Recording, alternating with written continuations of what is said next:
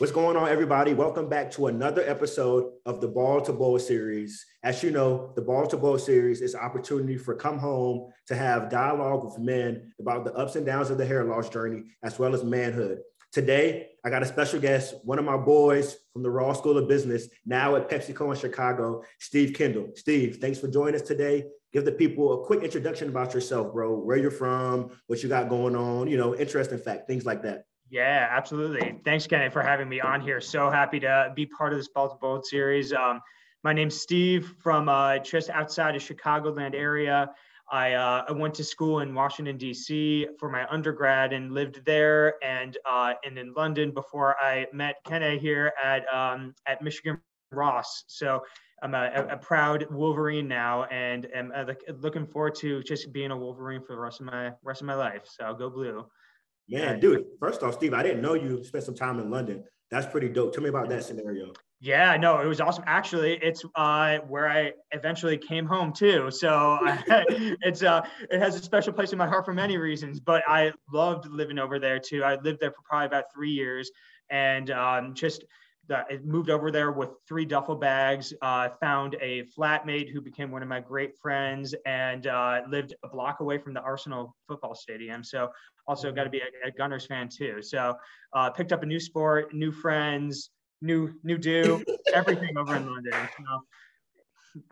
Gotta love it, dude. Gotta love it, man. So quick question, bro. One thing about Come Home is we love to talk to men about the idea and the concept of home. You mentioned you grew up outside of Chicago. So I imagine to you, Chicago is home, but please talk to me a bit about what comes up in your mind when I say the word home.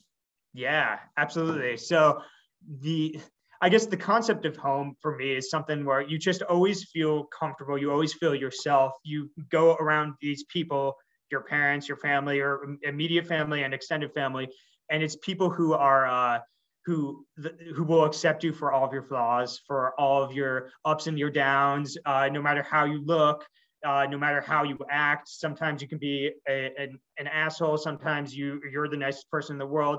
They'll accept you through all the ups and downs, and that's kind of what I see as home. So whenever I walk into the house, I know these are people who will love me unconditionally, who I feel just totally at ease around, and that's kind of centers around what I see as home for me.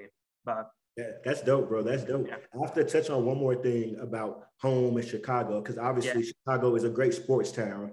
I mean, you guys got the Bulls, Cubs, White Sox. Is it the Blackhawks and Blackhawks too? So, yep, got the Blackhawks. So, of all those different sports teams, let me know your favorite sports memory that you can remember growing up in Chicago. Favorite sports memory? Yeah, I'm gonna go beyond the mid '90s and seeing I never actually went to a Bulls game in the mid '90s when I grew up here in Chicago too, to see the MJ era and all the championships. I think that would be an easy one, but my dad actually grew up as a hockey fan too, and so it indoctrinated me as a hockey fan too. So I actually have been to a bunch of Blackhawks games too, and I think by growing up especially when the Hawks themselves got really good in the beginning of the 2010s, would always go to hockey games with my dad, and he would always bring us to me and my family, friends to Blackhawks games too. And so that always forms such great memories for me, whether they have a really crummy game or whether they're in the playoffs on the road to win the Stanley Cup. I was around for a lot of that era too, a lot of times with my dad right there next to me cheering along. So I think that for me was a huge memory just in Chicago Sportsdome. Nice, dude. Nice. Yeah. And the Blackhawks, I don't know how well they're doing now, but they won in the last. Oh, no good now. Not the greatest now. They'll be on the rebound. Don't worry. The last championship was what year though? Not too long ago. Right? It was 20 in the mid 2015, like 2015-ish. Yeah, yeah. So not too long ago, but they've taken a downward spiral since then. But they'll be back. Don't worry. We'll call it rebuilding, Steve. Exactly. Yeah. Well, yeah, rebuilding. Huh. Awesome, awesome, awesome. Well, dude, thank you for indulging me there a bit about what home means to you and also talking a bit about sports. Yeah. But Steve, you know why we're here, man. You know why we're here. Today I can see clearly you have the super smooth ball head and you're rocking it damn near like a model. But we know things weren't always this way, bro. So there has to be a story that led to this. So if you can kind of put us in a time machine here, take us back to young Steve and talk to us a bit about like what hairstyles you kind of had back then. What do you recall from back in the day, man? Yeah, so I wouldn't say that I always had the best hair ever, but I had a great head of hair when I was growing up. I was blonde, very blonde, and that whenever I was outside growing up all summer in the sun, it would get bleached by the sun, essentially be super blonde by the end of the summer when I'm going back to school. And actually, if you can believe it or not, this is before I came home. I had actually shaved my head before because I did swimming for all throughout high school. And for our final race for swimming, we all the guys on the team would shave their heads and also shave your arms and legs, which is really freaking like weird concept to me now because I wouldn't think about doing that except for my head. But we would all get together and actually like bleach our hair a week before we would shave it off before that final swim race of the season in high school. So I was rocking the bald look before I actually came home. At that time, it would always return. It would always come back in like a full head of hair. And I think it was actually probably around 21, 22 years old, like junior, senior year in undergrad, that I kind of started noticing my hair start thinning, started getting those like the classic bald triangles right here. It would like thin more up here. And I was starting to be like, oh, like, that's a bummer, but it's still okay. Like I can kind of mask it. I'm 6'4". Like I'm above everyone, so people can't see it coming off the top of my head. So Steve, quick question.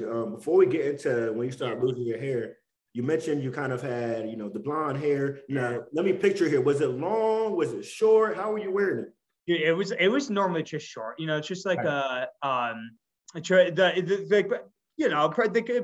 head of hair. I would always keep it trimmed. Sometimes I get a tiny bit longer, but never had the long flow. I always it never was like, if you can believe it or not, I was never surfer dude Steve, with the long flowing locks. It was normal, normally just blonde, short head of hair, pretty normal. Did you have to do anything to it? Were you like gelling it up or anything, or is it just did its thing? You let it I'm sure my mom would have stories about me doing this growing up too, trying to be cool with the gel sometimes. Remember the front flip with the hair too.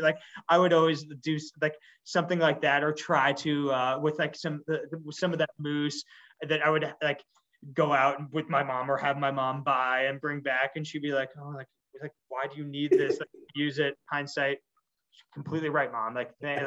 Thanks for actually mentioning it to me, even if I listened to you or not. But yeah, normally it would be just that, went through a phase, but after that it was kind of just would kind of wear it normally, But, yeah. Cool. So as you mentioned, fast forward after your glory days in the swimming pool in high school, you get to college. And you mentioned, you said it was like senior year, you say about 21 or so? Yep. And you start noticing it. Yeah, it was started to get I started noticing it. My first reaction was I was kind of nonchalant about it. I was like, oh, okay, it's fine. I can kind of mask it. Like I was saying, I'm tall. People can't really see above me unless I'm sitting down. So it'll totally be fine.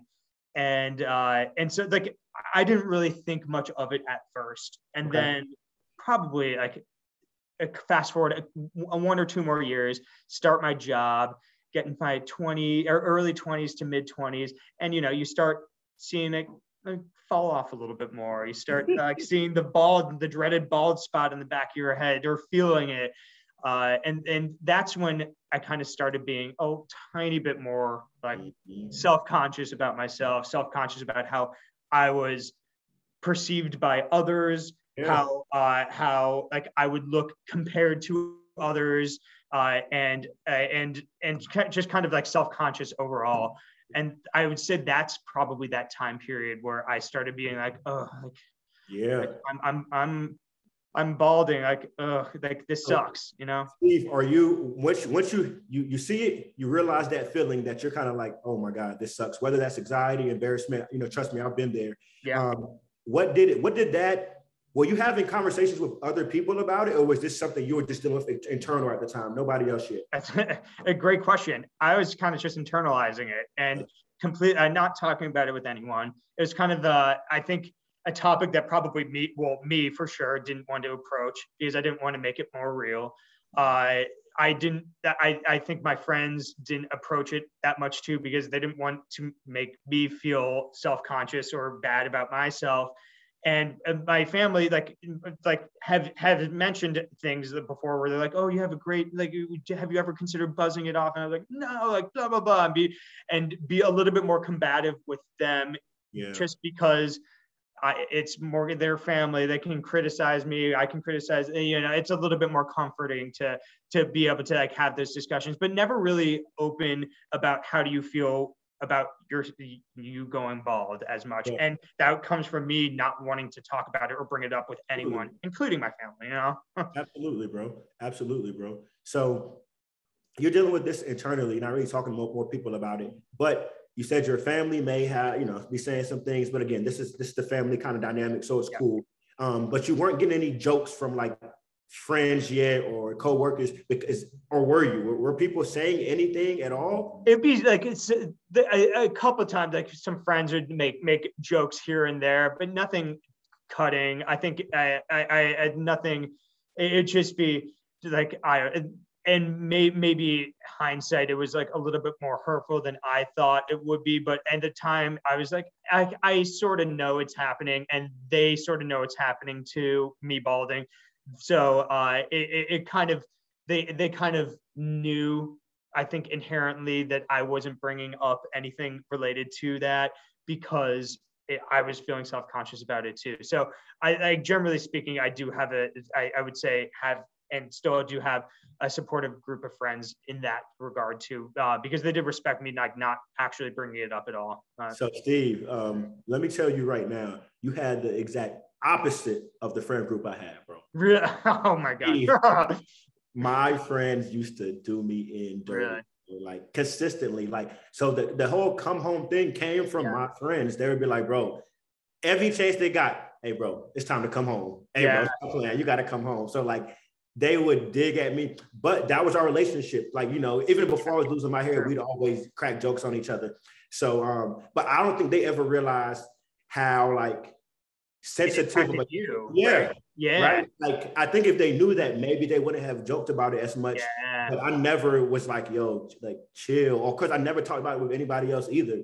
So the only way we communicated about it was through the jokes. But for me, that's kind of what ended up pushing me overboard, because like just taking those jokes day in and day out, being so self-conscious about it, wearing hats 24/7, bro. I was wearing hats so much. Like, I always tell people, I didn't wear hats much before I started losing my hair. I go to the barbershop all the time, get a fresh haircut, and I wanted to show my haircut off, so I wasn't wearing hats. When I started losing my hair, Steve, dude, I was wearing hats. Always. Dude, yeah, no, I feel you. I was on the same train with the hat parade. And to tell you the truth, I still do wear a hat a lot too, for different reasons. More for like sun protection. Come on, got to be conscious of the good old noggin now. But no, I was in the same boat with the hats thing. I kind of trying to cover it up as much as I could wherever I could, just because of self-conscious, you know. Yeah, dude, it was yeah. But I'm glad you had a dope crew of friends who were more supportive, definitely more supportive than mine. I mean, I think they understood, like, and they gave me shit for other things too, because I'm not a perfect person, and by any means too. But but like I think they knew that they could sense that was probably a sense of insecurity around that too. So I was appreciative of that. But dope. Even though it took a toll on me internally myself. But oh yeah, absolutely, man, absolutely. Yeah. So you're going through this now, bro. You're going through this. And what are your thoughts on, because I'm assuming you were thinking like, okay, maybe I can fight this, or were you just ready to give up? What were your, what was the first step here? Like, yeah, the first, I mean, definitely can fight this. Oh, like I'm tall. Like first off thinking I'm tall, no one will notice. Completely wrong. People notice. It's like, are you kidding? I sit down, people know. Like I was going so much at that point that anyone at any height could notice. So that one's out of the picture. Did try, like the Rogaine type things, but that didn't work. And also Rogaine sucks. It's like, it makes your hair oily and it just looks weird. And I tried it for a couple months and was like, nah, we just got to go with it. And then I kind of, I don't know, decided to live with it for, probably about 5-ish years. And it's like it's in my hair's declining state on my head. And I think that was the point of, it was not accept. I wouldn't call it acceptance because internally I didn't accept it, but it was the point of like, oh, I'll just deal with it, or I was like, this is going to be how it is. I'll have to figure out how to deal with it, and maybe pushing it under the rug, probably a good expression for it. But yeah. So did you, during that 5 years, do you recall yourself feeling any different about it? Were you really able to push it under the rug, or were you still a bit, talk to me. No, it was like, push it, like that was a temporary solution. Then would come out, I would go through a phase where I'd be like, maybe I should do Rogaine again. Maybe I should do that again. Or like, or you go out and you see a photo of yourself and you're like, oh my God, like that's what I look like compared to what I perceive myself to be in the mirror. Like, is that what my hair really is? Is it like that far gone? And so it's kind of just those realizations that stacked on top of each other would come up to the top of the priority list and then go down again. You'd see a photo of yourself after a night out or like with your family or whatever, come back up to the top. And it was kind of this entire cycle for a little while. Like, oh, should I do Rogaine again? No, like blah, blah, blah. Oh my God, my hair's off. Like, just this constant back and forth with you. And it takes mental capacity. Like I didn't want to be thinking about it, but I was, and I had to get it out of my head at the time. No. Yeah, bro. I'm very much resonating with the story because I remember the first time I realized I was losing my hair. It was a picture too. It was a Facebook picture, and it caught me by surprise. Oh my God! I was stunned. I remember calling my friend like, "Yo, take that down, bro." You got like it was. And then you probably compared to what you looked at yourself in the mirror too. Like you were like, "Oh, this is totally fine. Like I'm still rocking this head of hair that I still somewhat have." And then you look at that and comparing them back to back, to like night and day, honestly. But yeah, dude, exactly. You preach to the choir, bro. Preach to the choir. So you've gone through all of this now. You tried Rogaine, didn't work. You said, okay, cool. I'm gonna live with this for a while. What is it that finally clicked when you were like, you know what, it's time to come home? It's funny you mentioned the pick too. It was the exact kind of same thing where I was I mentioned I was living in London. So I was living in London, and me and my flatmate had gone out for out for a night out, like at bars and stuff. Give us some dates too. What year? What month? Oh yeah. So this is this is in 2018. Okay. 2018. And we had gone out for a night out, and and then we woke up the next morning and we were like recounting the night, like all the funny stuff that happened, blah, blah, blah, going through photos on our phone. And my flatmate, Ali, comes across one where it's me looking away from the camera. And so I'm looking that way. And you can see just this massive bald spot on the back of your head. And I was like, no, this can't be anymore. I can't do that. And I saw that my jaw dropped. I was internally embarrassed. I was like, oh my God, I was out in public with other people looking at me like this. And it's just like going through like the self-embarrassment, the anxiety, the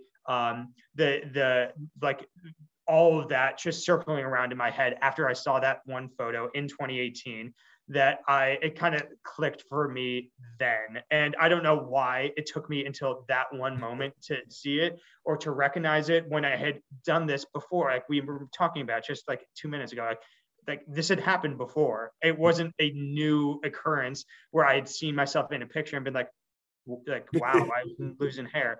But for some reason that did click for me right then in 2018.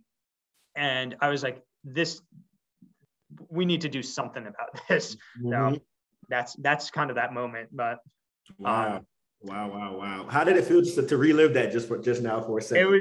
It's kind of funny. Like it's funny looking back on it too. And it seems like hindsight 2020, that was like, it seemed like such an easy decision to make. Right. And like, why didn't I just do that? Or like, why didn't I do that 5 years earlier, 2 years, 1 year, a month earlier, you know? But at the time, it's like leaping off a cliff. You're like, going into the unknown, and it's this big decision that I was telling myself it was a big decision to make, and it kind of just like went around in that anxiety loop that I was talking to you about before. But that seemed like the biggest decision that I had to make that year, and in that one moment there. And hindsight, looking back on that now, I was just like, wow, Steve, like, what? Come on, like that was like the silliest and smartest decision you probably could have made in that moment. But okay, so you've decided now. You're like, yo, something has to be done. And when you say something at that time, do you recall meaning like, I'm gonna shave it, or were you still just like, I don't know yet what has to be done, but something needs to be done? What did it click in me? Like, I have to shave this, or what? Yes, it did. So it clicked immediately. I was like, this needs to come off now. I need to just pull the trigger and like do it. And so I remember there was a barbershop around down the street from where I lived, and I called up, made an appointment for the next day. It was like, I'm coming in after work. I'll be there at 5. And they were like, okay, cool. And were you a regular at this barbershop, or? No. So I wasn't at all. I had done some I had gone to like when I did have hair, like a barbershop, like another barbershop too, where they would just like do trims, and it would be like, I don't know how it was with you. It probably was the same, where you go into a barbershop, it'd be like 5 minutes because there wasn't much to cut anyway. They just like cut around the ears, and then they'd be like, all right, good, on your way. The easiest money that these barbershops have made, because there's nothing, hair to actually cut. And so it was a different barbershop though. I don't know why I chose that one, but I went in and sat down at the place, and the guy was like, all right, so what are we doing? And I was like, it's all coming off today. We're doing it. Just like, we're shaving it off. And he's like, wow, like, congrats, like this is a big day. And he had such a great reaction. He was like making me laugh. He was like saying like, oh, like this is great, like let's go after it. And I was telling him too, I remember this, I was like, oh yeah, I would have done this myself, but I don't really know where to start. He's like, oh no, like, are you kidding me? Like, I got this for you, don't worry. Like, well I'll show you, like I'll tell you like the kind of the direction where you need to go depending on where your hair is pointing and stuff like that, so you actually shave it all off. He was so supportive of me sitting there, and I was like, all right, this is good. Like, I feel like I'm in good hands now. But that's dope, man. That's dope. My story was actually a bit different, because though the barber that shaved my hair for the first time, this is the barber who had been cutting my hair since high school, right? So he kind of was you like, had a relationship. He knew you, like, yeah. Did you walk in and you were like, oh, like, I'm sorry, I'm never gonna come back here for a haircut, right? Like, so he's actually trying to convince me, like, are you sure, man? Because he wants that income stream. Whereas this guy that you met, he doesn't really know you too much, and you're not a regular customer, so he's happy to actually help you through that transition. Which is that's the first time me actually hearing a story like that. That's pretty cool, because again, most guys end up, at least the guys I've talked to, end up going to a barber they're familiar with, who has probably been trying to convince them over the last couple of years to like keep their hair anyway, Maybe that was a blessing of me, like living in a city that wasn't where I grew up too, where I didn't have like the luxury of having like someone like that who you would go to all the time too. So I was just like, let's go to this place that I've passed back and forth, that it seems to have a lot of like men going in there, and I'll just like, I'll call them up and see what's going on. But that was the first and last time I ever went in there. Wow, man, that is amazing, man. That is amazing, bro. So he shaves your head. You're sitting there. I'm sure there's things going through your mind as he's shaving it. He puts that mirror in front of you for the first time, where he spins the chair. Tell me that reaction. What do you remember about that? I remember that like so vividly too. I turned around and I was like, wow, like it was one of I was so surprised. I was taken aback in a good way. Yeah. And then I was like, I look very good compared to what I thought I would look like. And then fourth and final, I think, was like, why did it take me so long to like just do this? Like this was such a non-issue, or seemingly a like at that point it was like, why did this need to take so long to happen? Like I look fine. Like nothing has really changed materially other than my crummy head and balding hair has been removed. So it was those in combination together. I was like, wow, like, I'm happy. I'm happy. I'm also not disappointed, but like, I don't know, like, come on, like why did it take this long? That type of feeling. And just like, so like a weight was lifted off my shoulder too, a little bit. But bro, I want to dive deeper into that. And this is actually a question I haven't asked anybody, but the way you answered that question got me thinking. You said there was a feeling of not quite disappointment, but really like, why did it take you that long? Even thinking back on it now, can you pinpoint why? What is it that like keeps us from really, because like you said, once you saw, you're like, yo, this is an upgrade really than what I had. Not to say like, you know, I would never go and say like, guys, if you have a full head of hair, just come home. Like, you know, like if hair is great, like I'm not knocking hair, but when you're in that stage where it's like not much to be desired and you're just really struggling, like, what is it, Steve? And I don't know if you have an answer to this question. I'm just proposing it. So if you know, try to wrestle with it, but if you have no answer, no worries. But what is it that, like, you know, in your particular situation that kept you from just making the leap? Yeah, you know, that's a great question. I haven't really thought about that before. I do think it was just I had internalized that pressure so much that it really held me back from wanting to make a large leap into something that I didn't know. And I've been comfortable taking like risks before in my life, whether it be like moving new job, like moving to a new continent where I knew no one, everything like that. But for some reason that like the hair or something material, like something about my body, my look there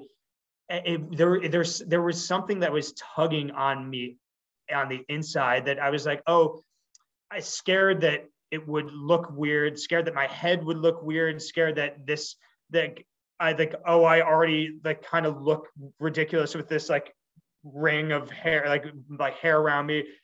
And I'm going to look even more ridiculous without it, you know, like these thoughts in my mind where I was like, what is like, I didn't know like how to, it's kind of like, it's hard for me to even explain now. And looking back on it too, I'm like, why? But that's the closest thing to an explanation that I can come up with right now.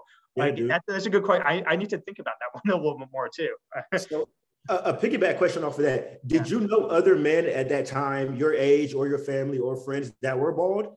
So that great question. Yeah, no, I didn't. So I this is to me like going through it for like I was one of the first in my group of friends and family that really would have considered going bald and like did go bald. So yeah, it's kind of a first for me at least. And I didn't have like that support around me. Yeah. Like I did when I got to business school and had all these like all these bald people around me and loved it. Sick. Dude, thank you for answering that, man. All right, so bro, you shaved your head, you come home. Tell me more about when you leave that barbershop and you're interacting with people who likely saw you the day before. Now they're seeing this new version of you. What was that reaction people were giving you? Yeah, I mean, I feel like, and correct me if I'm wrong, I just have this perception that this is the same for a lot of bald people. Everyone was say like, you look amazing. Like this is so great. Like you look fantastic. You have a great shaped head. That's another one. Like, yeah. And I was like, I thank you, I guess. There were some of those like well-meaning comments that were like, you look so much better. And I was like, oh, like, did I look like shit before? I don't know, but I took that as a compliment, obviously. But it's those things that they built back up my confidence. They made me feel like in the moment I had done the right thing for myself, and it kind of took off that people were looking at me for something new, but they were also talking to me about it too. Like I mentioned, like my hair with my friends and even sometimes with my family wasn't like a topic of discussion. Like they kind of brushed by it. They knew that I was feeling self-conscious about it. It was kind of new that people were talking about my hair again, like my head or my hairdo again, and being like, oh, hey, you look great. Love what you did with your head. Like your head looks great. It looks like great shape. It looks like you did a great job shaving it, blah, blah, blah. And so it was a weird experience, but amazing because of how much support you got instantly. But didn't even have to wait. Yeah. That's great, man. I love to hear guys' stories about that first reaction they got when they finally came home. Because I think that's important, man. Because you're still at a point where you're still a bit sensitive when you first, because this is a new look, right? So you're hoping, even if you like it personally, you're hoping like, okay, I think it's dope, but hopefully the world is going to respond to me the same way. So I love to hear people's first reactions of when they see, their new friend, spouse, or whatever it is, bald. And I'm glad that you got the house. We call it the housewarming over here. I love that. Yeah, the housewarming. And I know, like, how many touches of your head did people come up and be like, can I rub like a genie or something like that? Like, so many of them. It still happens, and I kind of like it's a little free massage, but. Yes, bro. All right, so Steve, you're funny, bro. Right. So you're home now. People are loving the look. You're out in London. You're killing it. Yep. But I'm assuming there's now a new learning curve, right? Because now you have to figure out, how do I maintain this new look I have? Mm-hmm. You did mention that the barber was nice enough to maybe give you some tips and tricks. Is that how you learned what to do, or tell me more about that? Yeah, it's a great question too. And it's still a learning process for me. 3 years later, and it's something that I kind of like can continue going on. It started off with internet searching. Honestly, like I have had a razor that I would just take and like I do like the full just razor to my head and like go along with the flow of my hair. And so I got a couple of pointers from the barber. The barber himself was not bald, and he didn't like. So he didn't have much credibility, Steve. Exactly right. Yeah. So also I feel like bald barbers. Oh, there's bald barbers out there, I'm sure, but yeah, he was not bald. That shaved my hair initially. So I took his suggestions also with a grain of salt. So I did some additional research, and like it's still a learning process to like, and it kind of revolves around like the internet searching and then talking with some other people who I met in business school, especially on, oh, what do you do? What do you use? Like blah, blah, blah, and getting some suggestions here and there, trying them out, seeing if it works for me. If it doesn't, move on to the next thing. That kind of whole situation. But nice. Yeah. Obviously I was the same way, man. And obviously the idea of Come Home came because of that problem you just mentioned. Like there's no go-to brand or anybody really creating, say, hey, like this is for you as a bald man. There was tons of like ads about, hey, grow your hair back, you're losing it. But there's really not much that was kind of giving us the opposite message. So not glad to hear that you went through the same thing, but obviously Come Home is here to kind of fill that void. I'm like, I have to believe that this is a extremely common occurrence for everyone who has come home too. So it's like the resources and things like that don't exist out there. I mean, yeah, you can find tidbits here and there on website here or Reddit thread there or whatever it might be, but there's not that one kind of central community out there that I could have referred to for suggestions, advice, anything like that. or not one that I found. Yeah. Until now. So bro, now you're a few years in to being home, obviously killing it. Tell me about your routine now. What is your regular shaving routine? Because I know for bald men, you know, some people think like, oh, dude, you're bald. There's nothing, you don't have to do anything at all, but that is false. It is false. It Very is very false. false. Very, very false. Yeah. And so, like, to be honest, though, I don't use that much and honestly, another thing that I found out too is that there's not many like products that I would find that are specific to a bald head too that I know would work well on a bald head.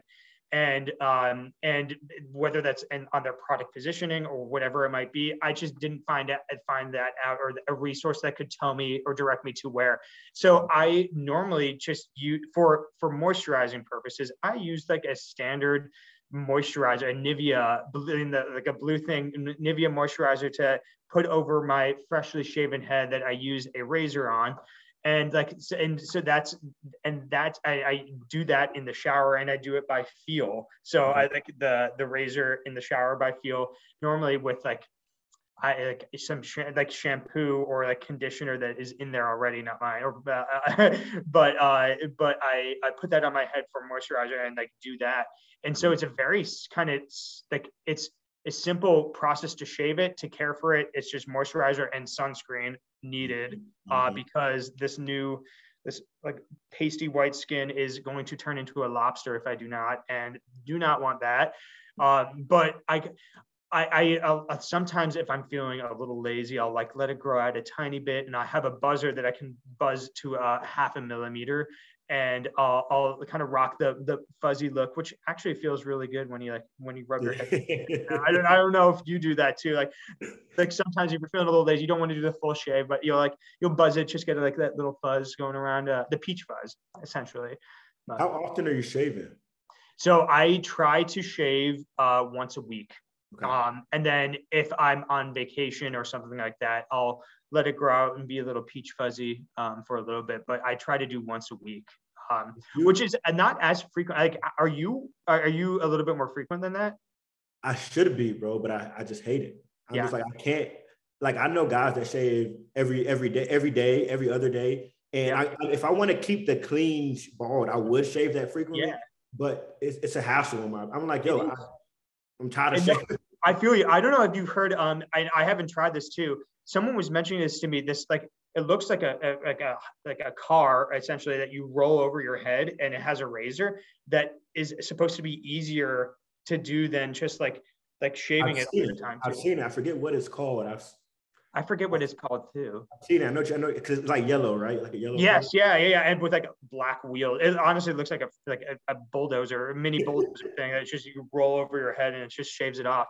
I don't know if that's any easier or what, but I don't know, like especially if you're like getting behind the ears and you want to make sure like the length on the sides is the same. It's time consuming. Yeah, and even that though, like, it may make the shaving faster, but it doesn't change the frequency, right? You still have to shave just as frequent. So that's one of the biggest issues I realize. I'm like, yo, I have to shave, like, it's just annoying. So for me, bro, honestly, I'll get a fresh shave, and by day 3, I'm probably wearing a hat, because I'm like, yo, I'm not about to shave. Yeah. So like I'm about like a same issue, like a 1 week or so shave, unless there's a big wedding or something like that. Then of course I'll get prepared. But outside of that, like, or an interview that you're doing. Yeah. Exactly, bro. Well, man, you know what? You just got us into it, man. You just got us into it. So it's like a ritual at this point. Every ball to boat episode, we have to do what we like to call the ball check. And it's important that we check your ball to make sure she's ready to go. So, Steve, yeah, there we go. There we go. Loving it. Too smooth. Hey, man, have you done this before, Steve, man? Yeah, I was practicing all night prepping for this. I don't know about you, one of the best feelings the night after you shave is like the feeling on the pillow, though. I love that. Just like that night after, or after you shave that night, you get in bed and you're on the pillow and just like, oh, it feels like nothing else. And that's probably like, that's one feeling I remember actually back to my Come Home story. That's one of the first things I remember that night getting into bed being like, wow, I did this. And also this feels awesome. So I always remember that every week or whatever, whenever I shave, that feeling on the pillow. But no doubt, bro. Yeah. Super dope, super dope. Steve, bro, we're gonna go into our lightning round next, man. And in this round, I'm just gonna ask you a few quick questions, and I want you to give me the first answer that comes to mind. All right, bro? Good stuff. Let's do it. All right, so we're gonna start with your favorite hat, because as we've discussed in the past, like, yo, me and you unfortunately don't have the opportunity to like switch our hairstyles too much, right? Like, it's just this. So many bald men will use hats as a way to kind of add variety. So talk to me about like, you know, what hat maybe your like go-to hat, favorite hat? Yeah, for sure. When I'm not wearing a Michigan hat, obviously. I actually have it right here. This is one of a couple that I have here. It's a melon hat. Okay. From this brand. And I saw it initially on Instagram, and it's a moisture wicking one that I would wear casually or to work out, and it's super easy to clean if you sweat in it too. But I love just like, you know, rocking it, going back. Like I wear it backwards, I wear it forward sometimes. Like I just love this hat, and I don't like they have it my head. So I found out is pretty big.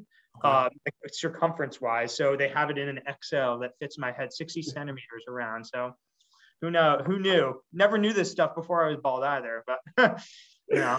Oh, sweet. There you go. There you go. All right. Question number 2 here, bro, is we've talked a bit about your grooming routine, but I want you to give us your grooming product that you can't go without. It doesn't have to be a scalp care product. It doesn't have to be a shaving product. It could be whatever, but is there a grooming product that you like, man, I can't go without?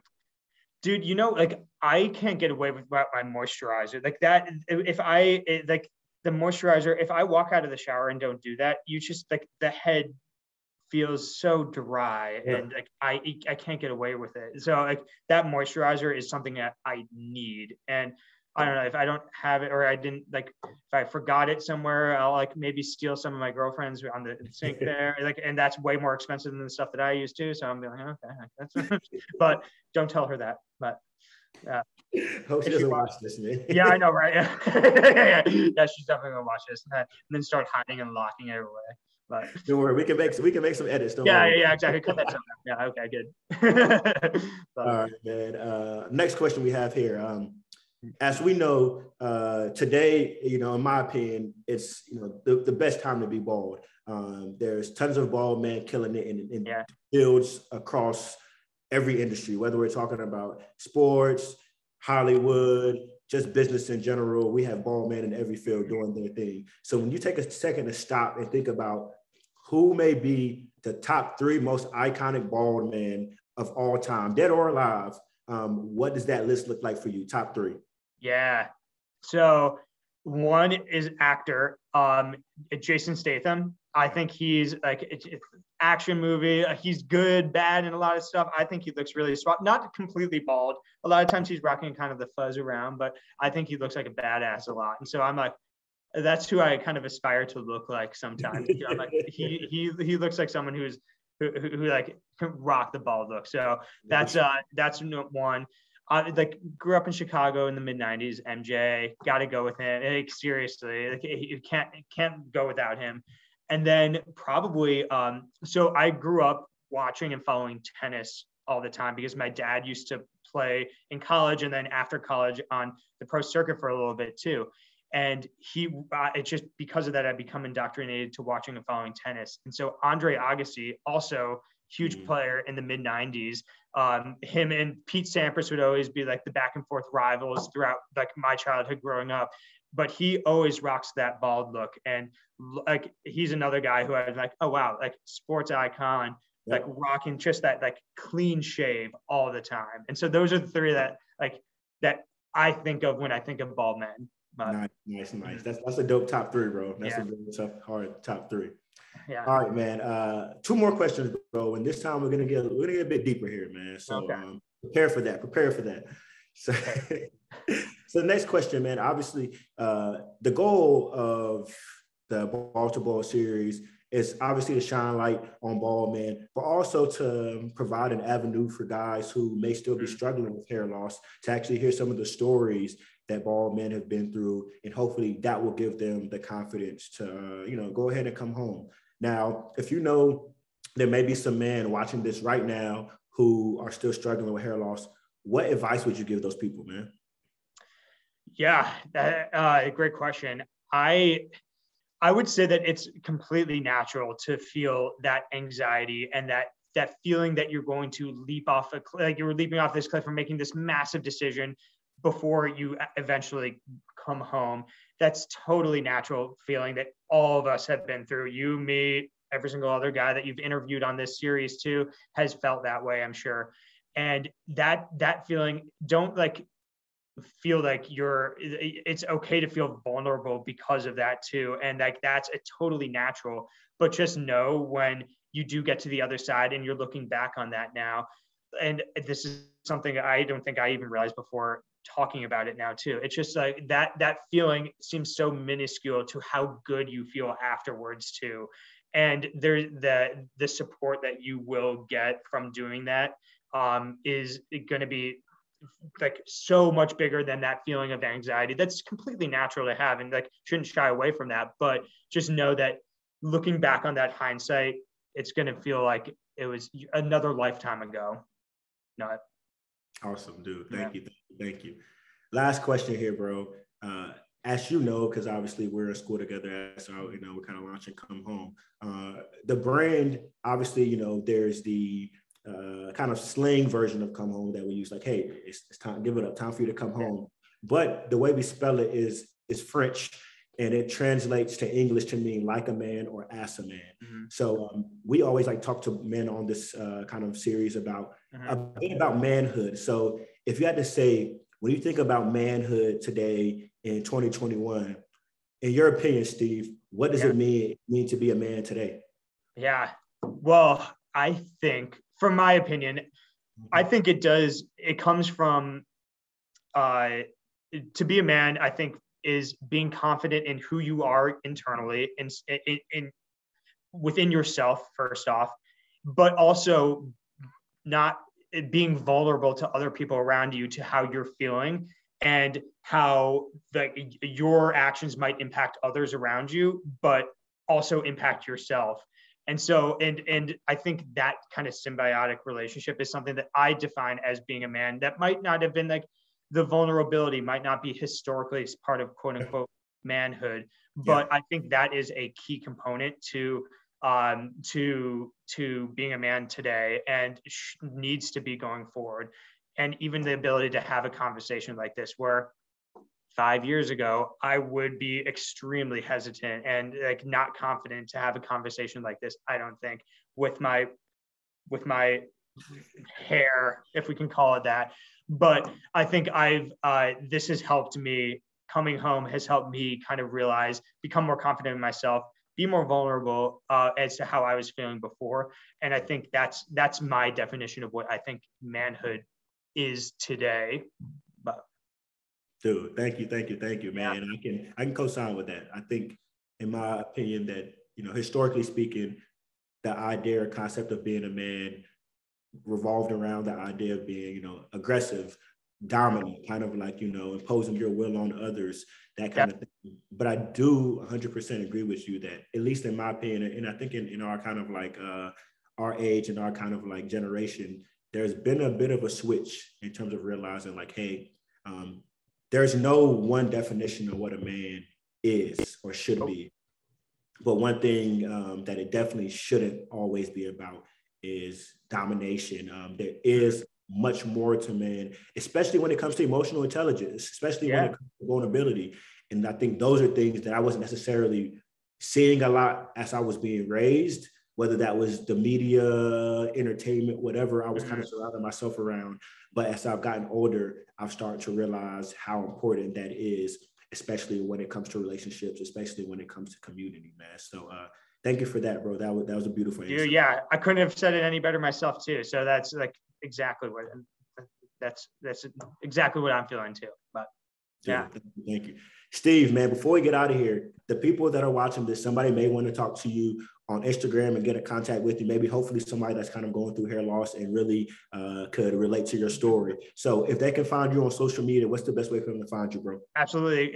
Hit me up on Instagram. It's at Skendalous, SKENDALLOUS. So I'm on there. Throw me a follow, throw me a DM, whatever it might be. But awesome. That's probably the best way. Yeah. Awesome. Yo, this has been another great episode of the Ball to Ball series, starring my guy, Stephen Kendall. Steve, dude, we really appreciate this. This has been one of my favorite episodes. We got really deep, learned a bit about your time in Chicago, learned about your time in London, about how a barber that you never knew actually might have been the biggest blessing of your life as you decided to come home, dude. Thank you for taking the time to speak with us today. Thank you for dropping all the gems and the insights, bro. And we really appreciate it. And guys, until next time, you know where to find us. YouTube, Instagram, wherever at Come Home Co. Steve, you got any last final words for the people? No, thanks for having me on here, Ken. I really, really appreciate it. And this has been awesome. Thank you, dude. Until next time, guys, you know where to find us. Stay bald and stay bold. Catch you guys later.